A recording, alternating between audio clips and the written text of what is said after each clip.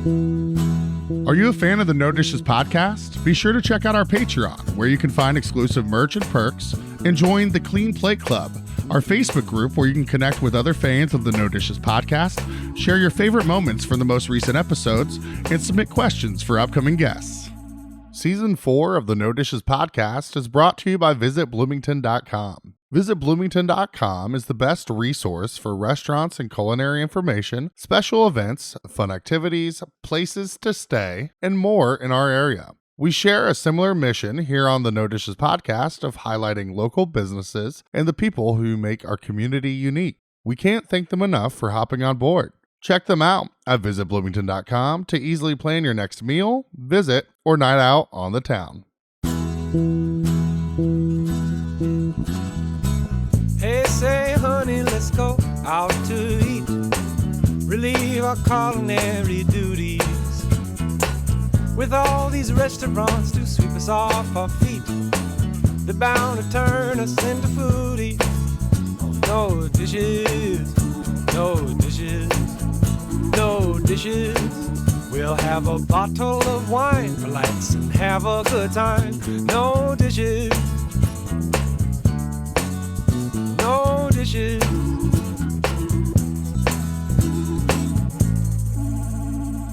Okay. Oh, look at that. I love it. All right. What's up, Pam? Hi, Jordan. How are you? Good. Doing great. I'm so glad you're here. I'm you know what? It's cut. Yeah. I'm not used to being interviewed. Oh, yeah. You know, I'm the one that usually does the interviewing, and yeah, but I'm ready. I'm ready for you. Well, now we're on video. I know. It's fun. It's exciting. It is. Well, we were thinking about people to do side dishes, and most of the side dishes were people that have like helped No Dishes. I almost said B97, but like helped us in some way or another. And then we kind of got through all like 7 of those, and then I'm like, who would be? And I'm like, Pam is so much fun, and you've been in town for so long. That like. I'm like, who would I want to talk to for an hour and have a good time? And you were top of the list. Awesome. Well, thank you. Of I appreciate course. that. Yeah. So you do have some association with the local food community.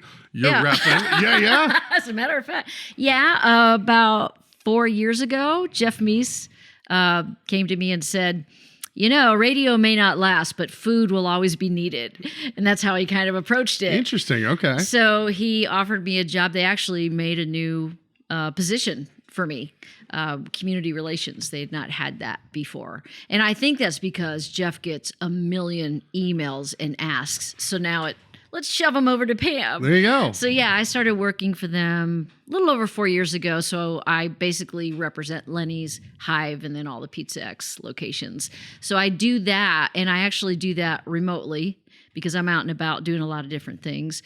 And that makes it so that I can also still do my radio show. That's so great. Yeah, I mean, it's like, I feel like I have the best of both worlds. I enjoy what I do. I'm one of those that I like working remotely.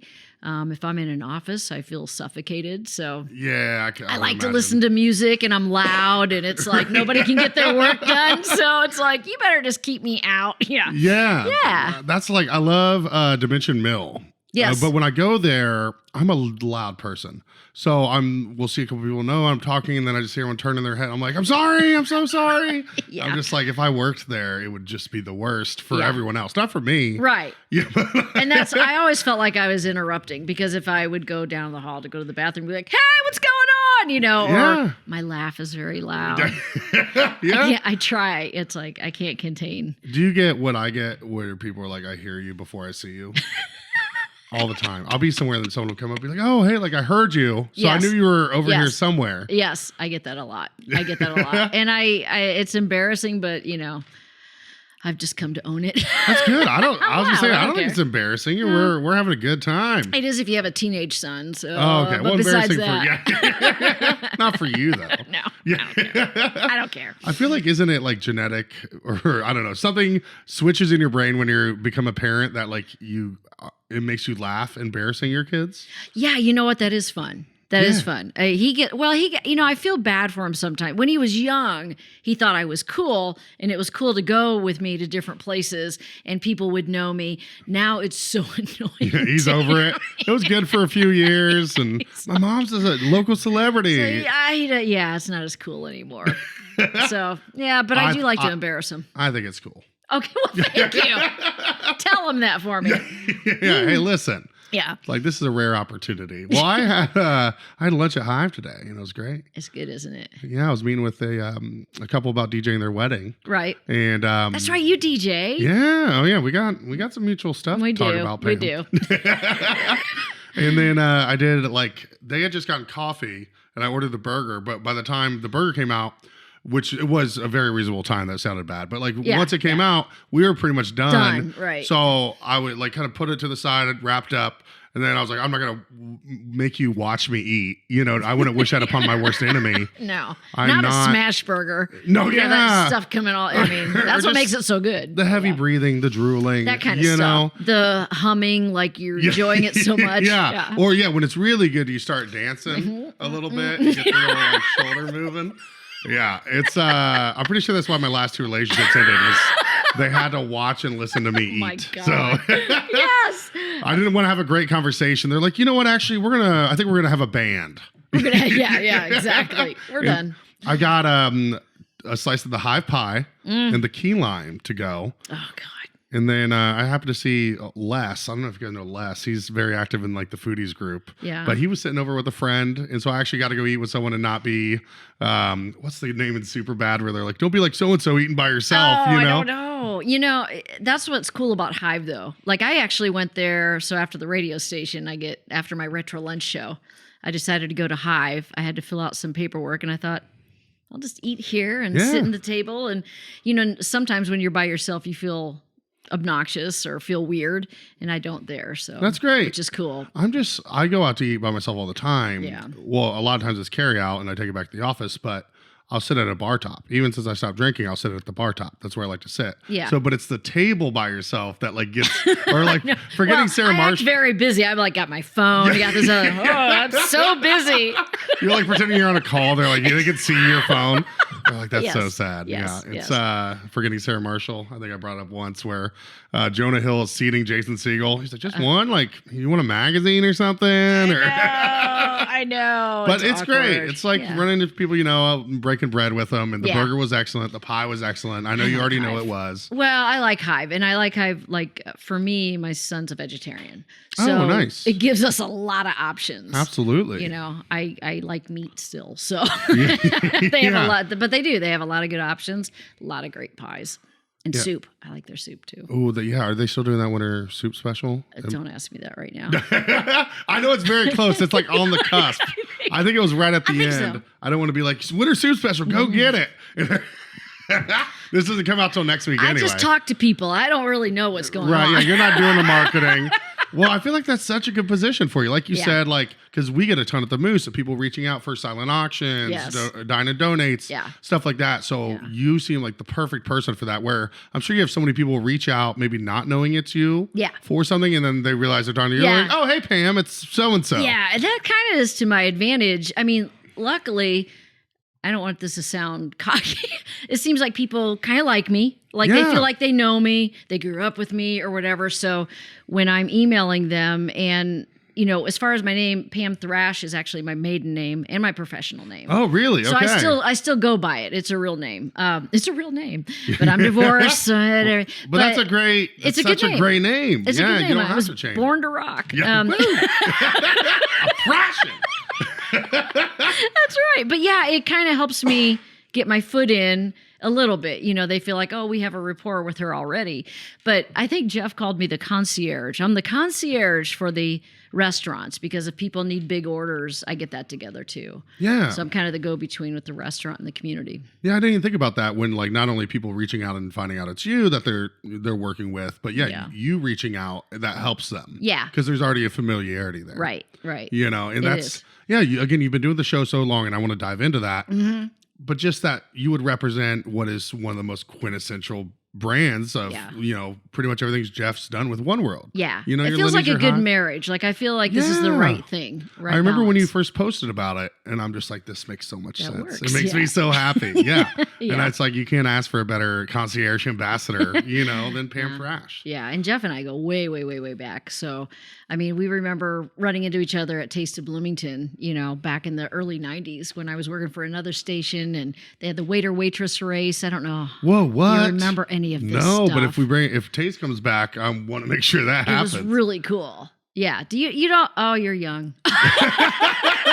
You don't look at me like that. Like, you're such a baby. You poor thing. Yeah, when Taste of Bloomington first started, they had restaurants competed against each other in a waiter-waitress race with, the tray and go around the cones and come my. back.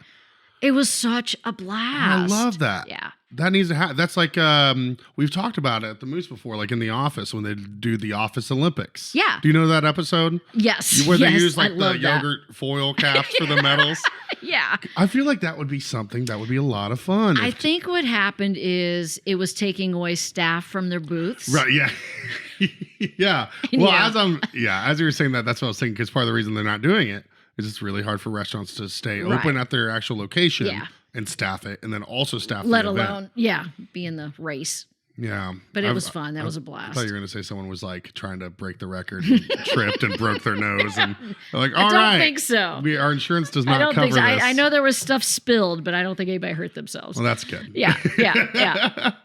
Me, maybe. But I was on stage emceeing the whole thing. So. Oh, that's great. Well, let's dive into all that. The All DJing, right. the radio show, All the right. MC. All that stuff. Yeah, Okay. so so you have Retro Lunch Hour with Yep. Pam Thrash on Yep. B97. Right. Is it every weekday, 11 to 2? It's Monday through Friday, noon to 1. Okay. And I'm actually... Hour, and I said 3 hours. I'm an idiot. I'm so dumb. Oh, God. I'm leaving. Yeah. No, well, just the fact. Anyway. I'm actually on 10 to 3, but the other hours are just kind of maintenance hours. I mean, it's okay, but it's top 40. The hour that is mine is that retro hour. And I love it because, radio has changed so much since I started. I mean, so much. And it's so corporately controlled and Right. just a lot of things like that. But with the lunch hour, which I started back in 1999, All right. they've given me free reign, to play whatever I think is appropriate. The only thing that I've been told to do in the last couple of years is retro is not necessarily 70s and 80s now. It's like kind of, you're going to have to bring up the 90s and early 2000s. I know. It hurts, but Well, I get that's it. where I know I'm young, but Yeah. that even hurts me. Yeah. When like something that I really love is like now retro, and I'm like, oh, whoa, okay. Exactly. I mean, it feels weird to me that the stuff that was current when I started at B97, like I remember, the Britney Spears and all the boy bands, those are current hits. Oh, yeah. Now they're retro. So I play them during the retro hour. It's just really weird. Yeah, it Smells Like Teen Spirit has to be, 30 years old now? Something like that? Yeah, and I remember playing that when it was a current at the previous radio station I've been at. So do you want to know a history of Pam's radio? Yeah, you read my mind. Here we go. You saw to my eyes. Let's I was going to see. say, so when did you first start in radio? Because you shared a Yeah. cassette of you at 11 years old? Yep. Of you pretending you Pretending to were a be a radio, DJ. which is nuts. Yeah. Yeah, I wanted to do that since I was little. I think I was in like a brownie troupe, and we went to a radio station, and I just fell in love with it by that field trip. And weird thing that happened when I was 11, I broke my leg. And at the time, back in the ancient times, I had to stay home and off of my leg for like 3 months. They put me in this huge cast. And so I had a teacher that would come over and tutor me so that I didn't have to stay behind a year. And then the rest of the time, I was entertaining myself. Yeah. So my mom got me a cassette recorder and a little microphone, and I pretended to be a DJ. And luckily, I had 4 older brothers and an older sister, but my one brother would be kind of like the guinea pig. Like I would interview him, and he would even sing. So I would either interview him as like Howard Cosell or Muhammad Ali, which was big at the time, or I'd introduce him and he'd like sing a goofy song. But yeah, I just thought it was the coolest thing. And I did it that whole time I was laid up And I listened to WLS growing up out of Chicago. So that's what I would do, the jingles. Stuff. I was a goofball, but I loved it. So as I grew older, when I got into high school, our high school in Muncie happened to have a radio station that broadcasts out in the city. So I got in that, loved that, went to IU, thought I would get a broadcasting degree. Did horrible in the classes. They had a telecom weeding out class. I got weeded out my first year. I got like a D. The first time I ever got that, I was freaking out. Have you ever sent like where you're at now to your professors? Like, look at me now. No. Like, yeah. No. Like, do you know who I am? If they're alive. This is a long time ago. That's so funny. So, but I wanted to get a degree. I'll try and make this cliff note. I wanted to get a degree. You're great. We got time. My dad was like, I don't care what you do. Get a degree in 4 years. I'm not paying for any more than 4 years. Just find something. Okay. I happened to take a criminal justice class and loved it. So I got my degree in that. Nice. So, so after I graduated from IU, I was a social worker for about a year. I worked with child welfare and food stamps and the whole 9 yards. Hated it. I mean, that's tough work. It was. I think I came out of college thinking I was going to save the world. And I was going to save kids. I was going to save all these people. And it was mountains of paperwork. And I remember looking around at my coworkers who were maybe a couple years older than me. And they all looked like they were 90 and miserable. And just like, I thought, I can't. No. I can't. No. So when I moved back, I was in Indianapolis. And I moved back to Bloomington. And I just called around a bunch of radio stations. I'm like, you know what? This is what I've always wanted to do. What do you suggest I do? Do I go back to school? Do I, whatever? And a Bedford radio station said, well, why don't you come down and do an audition tape and let's talk. So I did. And so I started part-time at WQRK in Bedford. And loved it. When is this, if you don't mind me asking? No, not at all. So I started in 89. Okay. Yeah. Yes, 89. So I did that. I was only there for about not even a year when WGCL, the AM station. Oh, yeah. They needed a news director. One thing about being young is you're so cocky. Like, I remember like auditioning for bands to be the lead guitarist. I could play like the beginning of Sweet Home Alabama, but I thought I was just the coolest, you know? got the swag. I could do the beginnings of like 5 songs. Check it out. So the same with radio. Yeah. So the same with radio. It's like, news director? Sure, I could do that. So I went up and interviewed and somehow got the job. All right. Hey. So I went from Bedford, which at the time was like light rock, I don't know, whatever, middle of the road, and then moved up to GCL AM. Cool 1370 is what it was called. It was all new. I was the news person. Okay. Awful. I'm awful. It was awful. And I'll tell you why it was awful, because the median age range of the listeners at the time were probably my age now, but probably 60 to 90 years old. So they're very picky. And I'm doing news that I get from AP, or I'm going out and I can't pronounce half the names. And it was Give it the old college try. It was awful.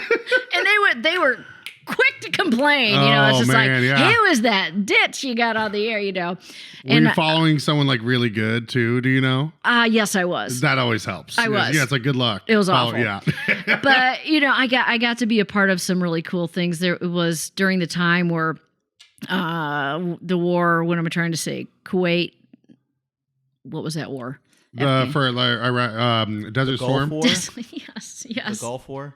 Gulf War. Was it Gulf War? Or Desert? I don't know what happened in. This is not a history early podcast, 90s. okay? I can't think. I've got cassettes of this too. But there were tons of protests on campus at the time, so I got to go there with my tape recorder cool.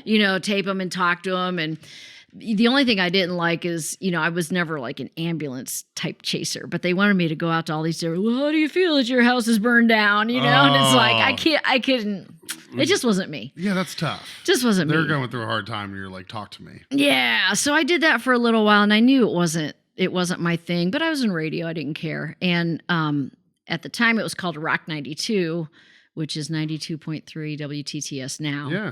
But it was Rock 92. And their program director came over to me and he goes, with a name like Thrash, you belong on our station. Oh, hell yeah, dude. I'm like, yeah. You're like, yes, please rescue me. Yes! You're like, I can't do the news anymore. I'm not Dan Rather. Oh, it was awesome. So I went over to Rock 92, and my first shift was an overnight shift, like midnight to 6 a.m. Oh, wow. And so I'm like 23, 24, and it's at One City Center, and so the studio window looks out over it's now Taco Bell and the Bluebird and that whole thing. Is that where the WGCL studio is now? Yes. Okay. Yeah. Because I know Glass always talks about being able to see Taco Bell. You can see stuff. Yeah. So Rock 92 was a blast, and that was I did a Thrash Thursday where I played really heavy metal type stuff and grunge at midnight, and I would get calls from the jail. They were so good because I would record them, and they can't make calls out. So I would get you have a collect call from play AC/DC. It was great. That's amazing. It was so good. I would get that every night. You have a collect call from Metallica. So I would play I'd play that, and then I'd play the song, and it was just a blast. It was an absolute blast. And get off at 6 a.m. and go to sleep for the day. It was really fun. And at the time it was like I was into the bar scene a lot more, and so I would go out to the bars, at 8, 9 o'clock, and then I'd head to the studio at midnight. And Ask Glass, I don't know if they do this now, but there were a bunch of us that started in radio around the same time in the early 90s. And we were all single. We were all having a blast. And we'd go up on the roof of One City Center and yell at people and just, stupid, fun stuff. They're all like, we know those voices. Yeah. Like, you can't hide up there. We know that voice. No. But that was a blast. And we had a gigantic boom box that we would park.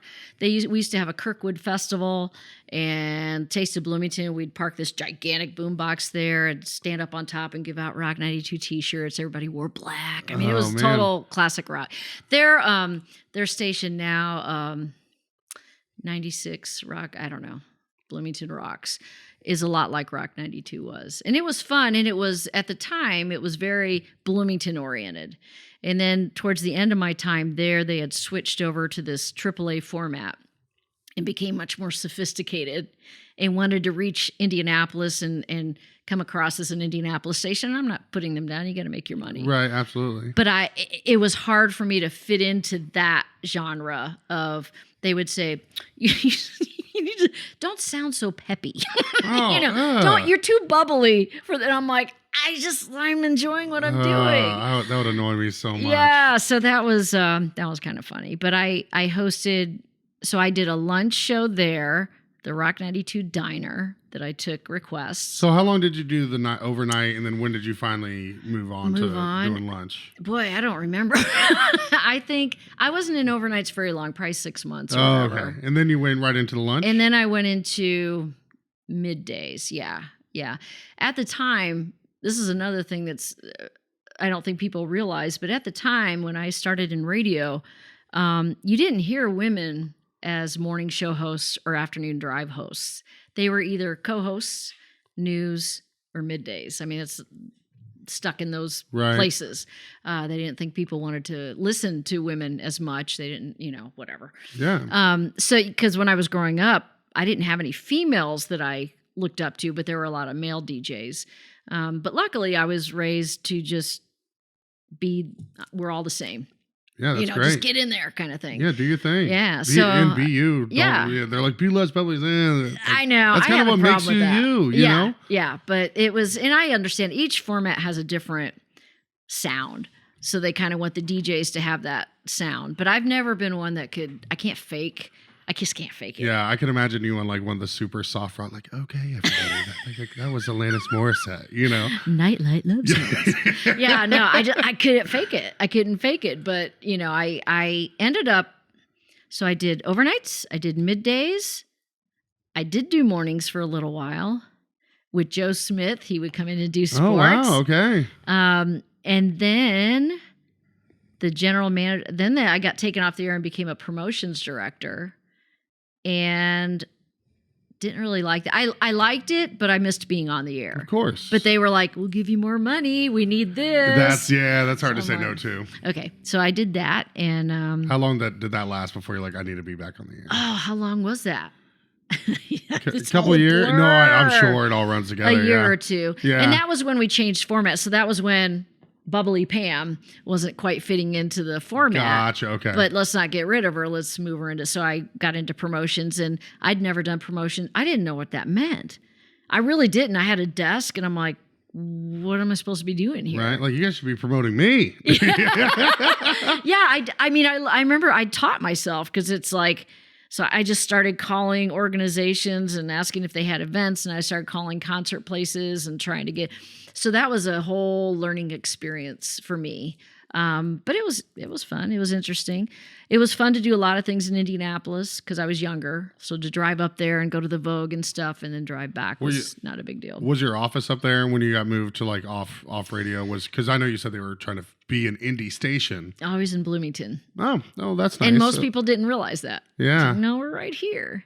So and I kind of didn't like that either. Right. It's like, you know what, we're Bloomington. Come on. Yeah, I mean, I know there's it. money up there, but there's something so unique about this town. I love this town.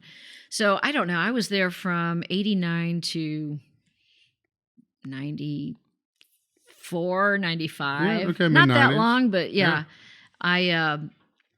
It's a whole fun story. I don't know how much I want to get into. Hey, we're not. It's up to you. I was at the height of. I had gotten married, gotten divorced during that time. I didn't have any kids, and I remember this. It was like the summer of '94, not a Bryan Adams song, but the summer of '94, '95. That I just balls to the wall, party girl central. Yeah, I mean, I was just like, woo! Living it up, absolutely. What was that, Girls Gone Wild? Yeah. And that's where I was in my life. It was kind of like, I wasn't quite sure if I was in the right place. I didn't know. I gotten divorced. I didn't know. So I partied very hard. Partied to the point where work was getting in the way. You know? Oh, yeah, I mean, I embrace that now, but work was getting in the way. More than I'd like to admit, yeah. Yeah. So I had enough at the time when they did retirement, I had enough in my retirement account that I quit in the summer with no other job to go to. Always a good call, yeah. My dad really liked that. But I guess I was trying to find, I don't know what was going on. You're just over it. I was over it. Yeah. And I didn't know. And so I quit. I'm like, yeah, no. That I ran through that money in like 2 months. And it was like, I'm going to have to find a job. Yeah.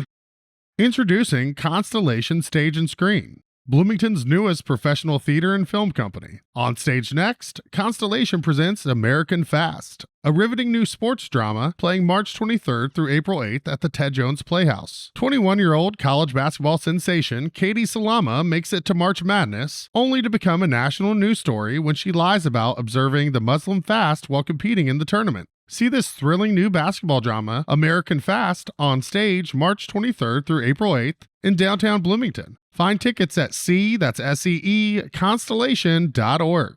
Did you know the Chocolate Mousse has a second Bloomington location? Located next to Buffalo's on Indiana Avenue, not only can you find our famous homemade ice cream, but we also have a full coffee menu featuring locally roasted Brown County coffee and delicious vegan and gluten-free treats from our friends at Rainbow Bakery. Skip the line and order ahead at moosebtown.com 7 days a week. Open early at 8 a.m. Monday through Friday. It's the perfect early morning stop, midday pick-me-up, or late night snack. So I ran out of the money, and I got a call from a guy in Lafayette. Hey, why don't you come up to Lafayette and host a show on our rock station or whatever? And I thought, I can't move to Lafayette. Ew. Yeah. That's the last place on this earth. Come on. I'm an IU girl. But I didn't really have too many choices. Yeah. So I moved up to Lafayette. I lived with a friend that I went to high school with. She's like, I got an extra room. So I went up there and I did a 7 to midnight show, and it was a real rock blue collar kind of a station. So I got sent out to all the biker kind of events. Pam Thrash. I mean, but it worked. You know, it was okay. Yeah. I was gonna say it seems like that would work. Yeah, I enjoyed that. I was like, I can dig this. But again, I was still partying really bad. You're like, you do the show till midnight at the bar, and then you're like, okay, we're done. You're like, shots, let's go. I was always a big shot too. Bye. Yeah, of course. Always. Yeah. I lasted there about 3 months. I totaled my car. Ooh. I did a whole bunch of things. Yeah. My family kind of intervened. They're like, you know what? You're going down. Pump the rock brakes. road. Yeah. So, God, this is a longer story than I realized. You're good. And I don't know if you wanted to hear all this, but I'm here for it. No, I'm enthralled. You got me hook, line, and sinker. Well, everyone knows Pam Thrash. They never get the opportunity to hear about your story. The backstory. Yes, I had issues. If you have issues now, don't worry. I had some issues. I was always one of those either 0 or 100. There's like not a whole lot in between. Right. So if you get me drinking at the time, it was like, vroom. Mm-hmm. So yeah, I totaled my car. Luckily, I didn't hit anybody. I just hit a median that happened to be there. But my family was like, no, we got to do something. So put all my stuff in storage, and they shipped me out to California of all places. Oh. But my brother lived there. Okay, They thought I needed a different change of scenery. So anyway, went out to California. Didn't fit in at all. It was Orange County, Laguna Beach. Oh my God. People dress up to go to Kroger there. I'm like, this is ridiculous. You're like, I need to go back to the Midwest right now. Yes. The first day I was there, I remember walking around the beach, just kind of going, okay, this is good scenery. And this really good looking guy was sitting on a bench. I went and sat.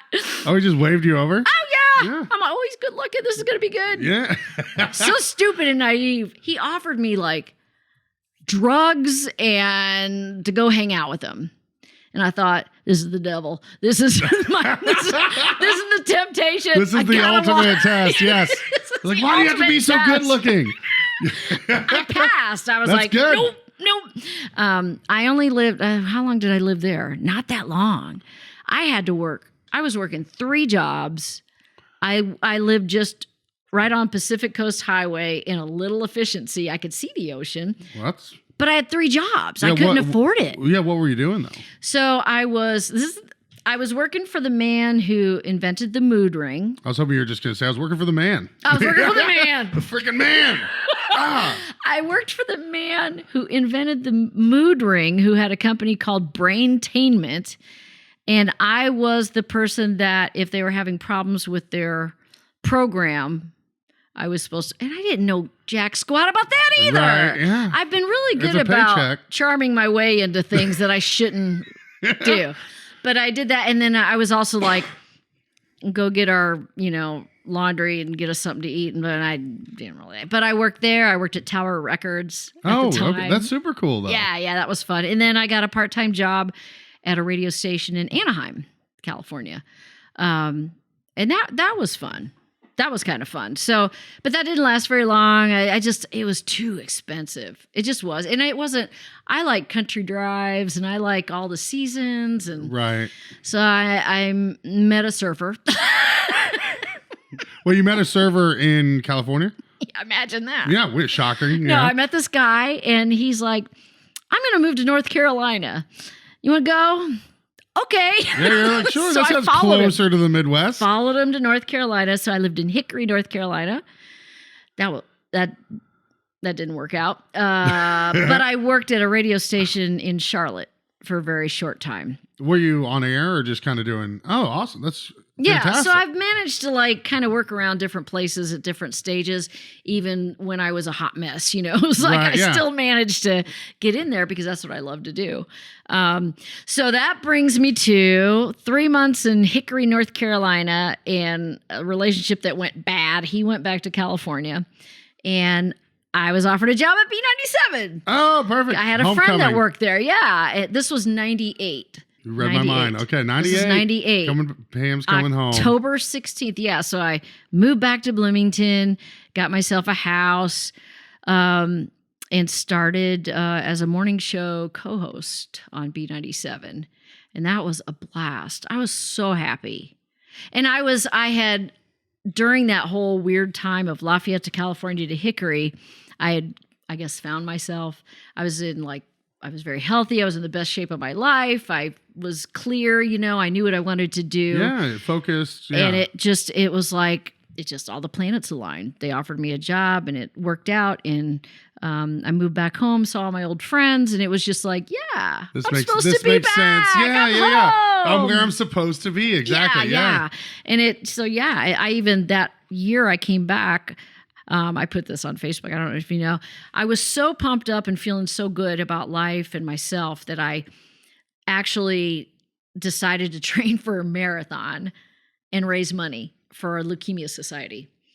I don't know why. I got a postcard in the mail and I thought, okay. Yeah, you're like, I can do this. Well, that's a good feeling though when you're in that mindset of like, I could take on anything. It was it was just a good time. So I met up with there was 8 other women. None of us were runners. We all trained together. We all flew over to Honolulu. We did the marathon. Then we flew to Maui and we went horseback riding and riding Jeeps and going up to volcanoes and it was just all beautiful. And then I came back and I've been at B97 ever since. Since 98. Yeah. 25 years. Long time. Have you hit official, or you said October. So will October be your 25 years at B97? My time there has been weird because there were a couple of times I left and came back. So I don't know if you can, but I would be part-time and, right. When I got married again and had my son, in my mind, I thought I need to be more responsible. So I took a job with our United Way. Oh, really? No, bizarre, right? Yeah, but hey, I get that where you're just like, I need I need something that's going to give me retirement and benefits and all this kind of stuff. So I left radio and did that for, I don't even know if I made it a year. It was awful. Yeah. I was the development director. Again, I didn't know what a development director was. The executive director at the time, Barry Lesso, he was like, you'd be the face of United Way. This is great. You'll help organizations. And I'm like, okay. So yeah, sure. Sign me up. Started out doing something I really didn't have a clue about. But it was and it's a great organization. It really is. I have nothing bad to say about it other than I wasn't very good at asking. So my job was to go out to a lot of the companies, a lot of the factories even, where people I knew were struggling, probably making their own money, and then to ask them to donate and, Right. So it was like, great organization. I'm just not that person to do that. For sure. Yeah. So I got back into radio at B97. So yeah, it's been well, I feel like that's where you're meant to be from the outside looking in. Yeah. Not just like there, but on air. Yeah. You know what I mean? It's kind of been the thing I have always wanted to do. And to me, when things happen so naturally and I don't feel like I'm working, it's just, I've never been motivated by money. I just wanted to be happy. And I remember being my dad's like, I don't care if you collect garbage for a living, as long as you're happy, you got to do something that makes you happy. And I went through so many jobs before I got into radio, part-time here. I worked at, oh my God, if I could go through so many jobs I worked at here in Bloomington. But I was one of those, if I didn't like it, I just quit. Yeah. Did you ever have any restaurant jobs? Garcia's Pizza. Ooh, where was that at? Oh my God, you're so I don't know. I feel like I've heard someone mention it before. So Garcia's Pizza was awesome pizza. It was where Buffalo's is now. Oh, okay, in the Gables. Yes, that's where I started. So I lived above, it was called White Mountain Ice Cream. It's Hartzell's now. Okay. I lived in a little apartment above there. Where 420 used to be, now it's some other smoke shop. Yes. When I was at that stage of my life, when I first moved to Bloomington, it was 420. Mm-hmm. 420. Yeah. I don't know what that means. it's coming up. But yes, so I worked at Garcia's Pizza. What'd you do there? Just counter, make pizzas. Whatever. And my roommates loved me because any pizza that was out for a certain amount of time, they were going to pitch. And I just take it home with me. Those are the best gigs. They had a gut buster. They had deep dish pizza. Like this. I was like, that's a very It deep was dish. so good. It was so good. I don't know why they didn't last, but it didn't. I mean, I love Buffalo's, so they're there. But it was like, I don't know if you know Chicago Lou Malnati's Pizza. Yeah. Oh, well, yeah. And then Giordano's. Yeah, so think it's that kind of pizza. Yeah. And it was kind of a hippie place, and people that worked there were kind of hippie-ish. I mean, it was fun. I think that's the only restaurant I ever worked at, though. It sounds like it almost reminds me, maybe not the deep dish, but of like Cafe Pizzeria and that kind of vibe. That kind of vibe, yeah. Yeah. Oh, I'm sorry. In high school, I worked at an Orange Julius in the mall. Do you know what that is? No, yes, I know what an Orange Julius. Do you know what a mall is? Yes, I'm not that young. I like this is good though because I'm surrounded by college kids at work, so I feel very old. Well, here you go. I'm here to help. Yeah. I'm here to help. Yeah, I worked at an Orange Julius in high school, and I worked with mean girls. It was awful.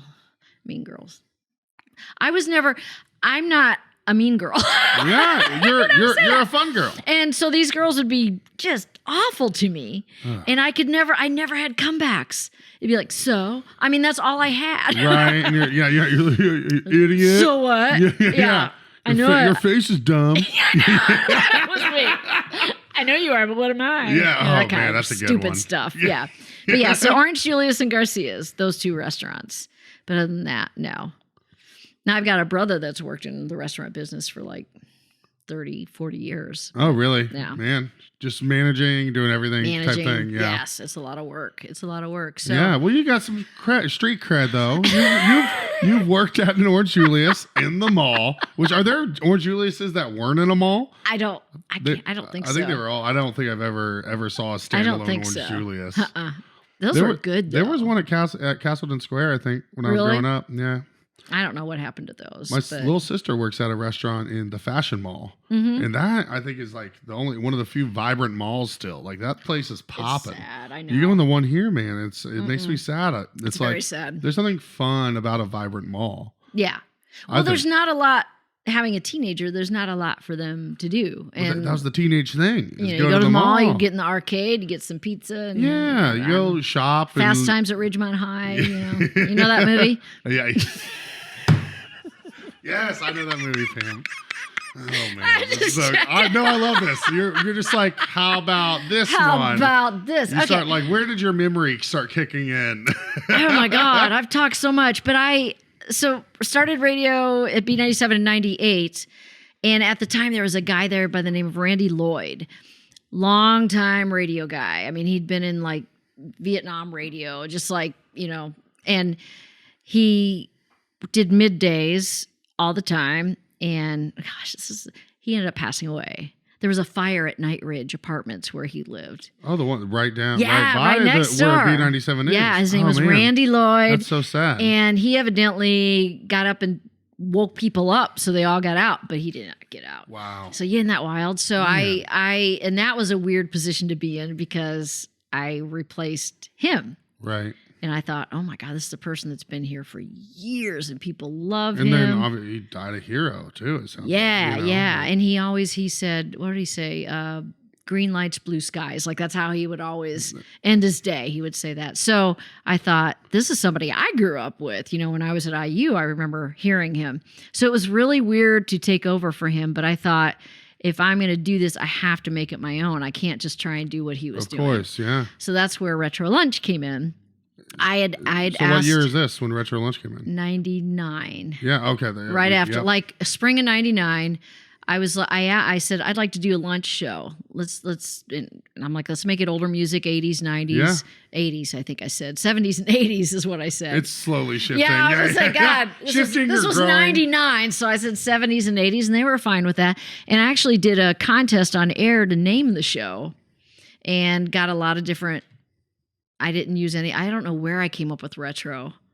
I don't know where I saw that or whatever, but I decided to call it retro. That's perfect. Yeah, and it's funny because you hear it everywhere now. And I'm not saying I started it, but I mean, everything is like retro this, right. Or especially in town. But yeah, I just decided to call it that, and it took off so fast.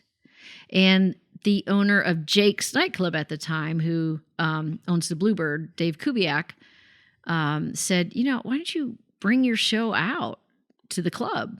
and see what happens. And I'm like, I don't have any equipment. And he's like, just bring your CDs. Yeah. I know what CDs are. Before you ask, Do you know what CDs are? And I grew up with cassettes too, believe it or not. Thank God. Okay. So it was November. I think it was Thanksgiving weekend, 99.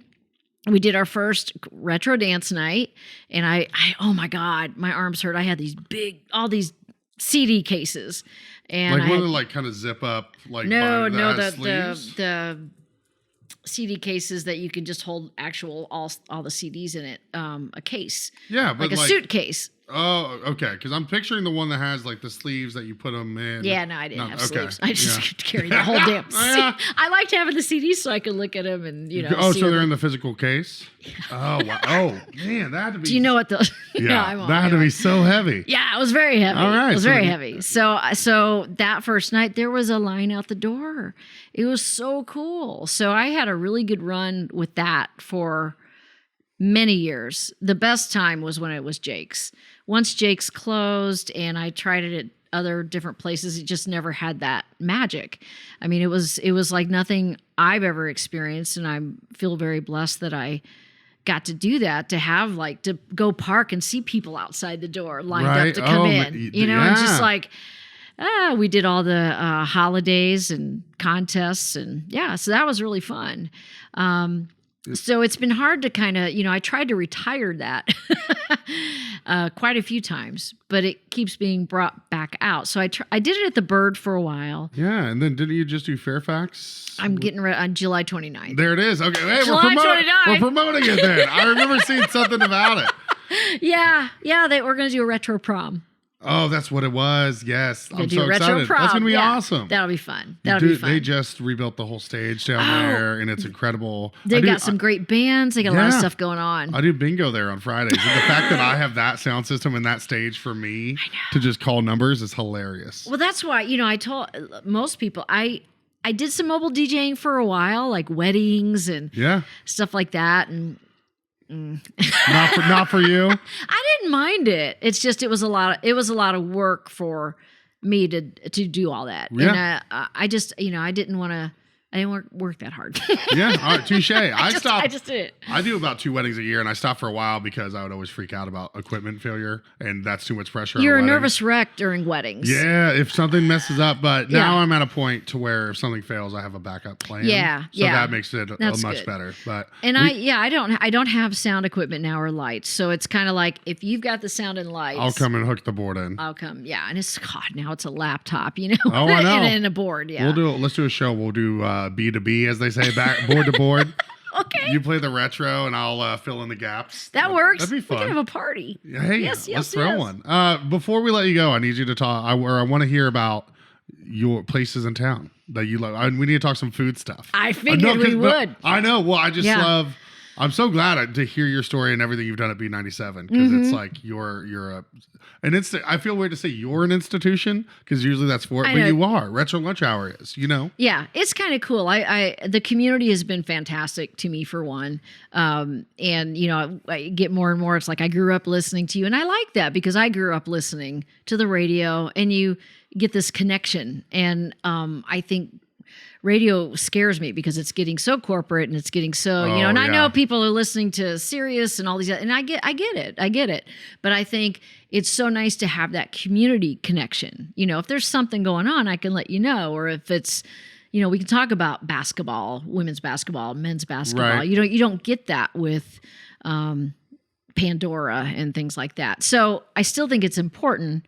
And I just enjoy being a part of it. So, and the community really, I love this community. It's so great. That's why we do this. Yeah. Bloomington's amazing. So places that I have loved. Okay. Yeah, we got to show some love before we. Well, I'm going to share some love for a place that's no longer here. Okay. Because I miss it. Absolutely. La Bamba's burritos as big as your head. That was the best place to go after a gig. Was that up like on top of where Lenny's is right now? Yes. Okay. Look at me. Woo!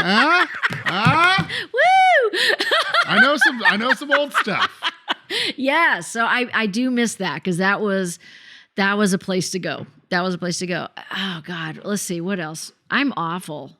I'm really not a foodie. I'm very simple. But we were talking about it before recording that you are a fan of No Dishes, though. Not the podcast. I don't like to cook. But of not doing dishes. I'm not a cook at all. I mean, we eat out a lot. And I basically let my son decide, and he's all about Happy Thai and Sunny Poke and all those. Sunny Poke is great. Loves those places.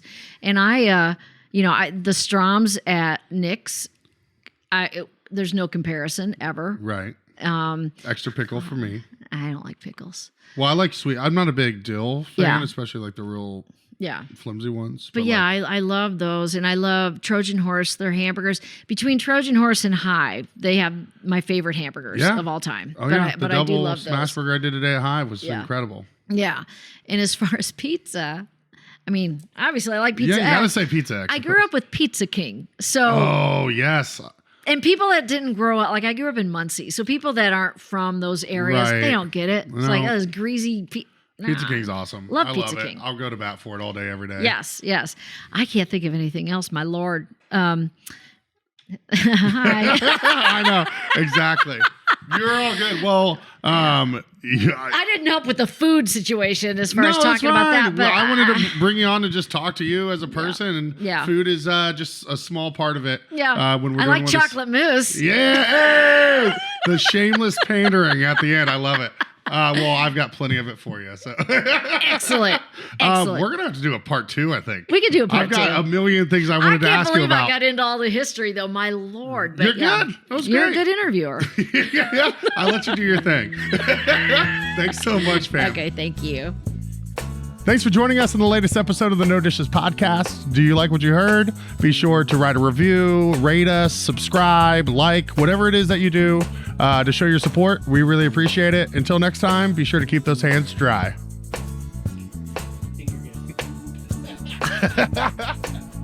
This episode of the No Dishes Podcast was recorded, edited, and produced by Garrett Portinga of Green Hat Media in beautiful downtown Bloomington, Indiana.